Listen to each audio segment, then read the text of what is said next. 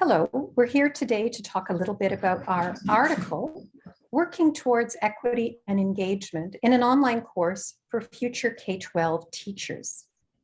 Our article is embedded in the new book, Teaching in the Post-COVID-19 Era.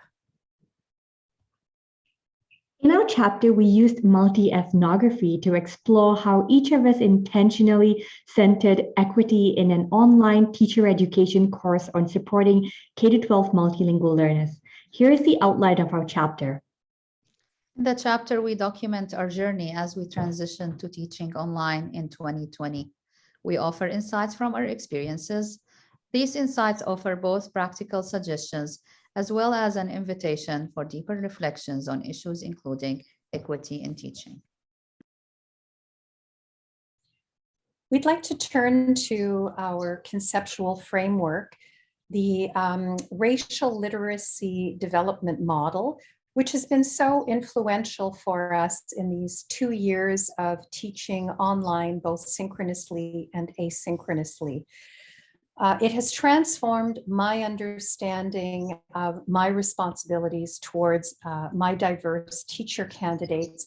In particular, I feel that I have a new sense of what critical love actually involves.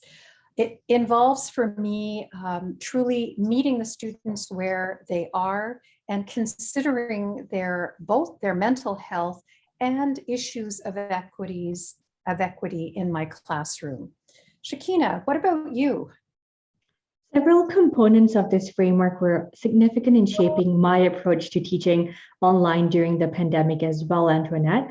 I was challenged to exercise critical reflection by thinking through the layers of my own identities, to interrogate my personal biases, to practice critical humility by being open to diverse worldviews and experiences, and to reflect on how I could actively enact an anti-racist pedagogy in my teaching.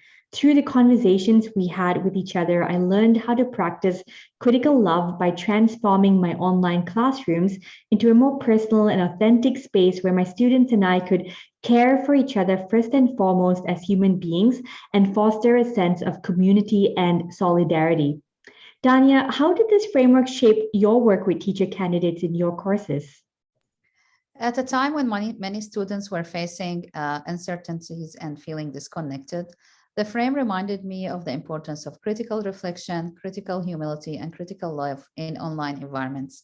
It allowed me to help students create a sense of community and to think about issues that matter to them. Centering critical love helped me focus on the ethics of care as I planned my classes and worked on supporting students online.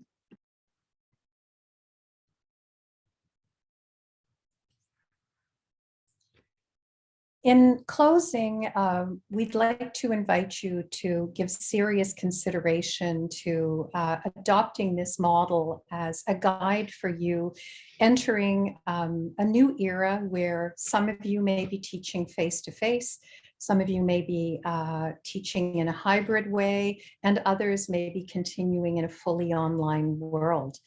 We have found it transformative and hope that you will as well. Thank you.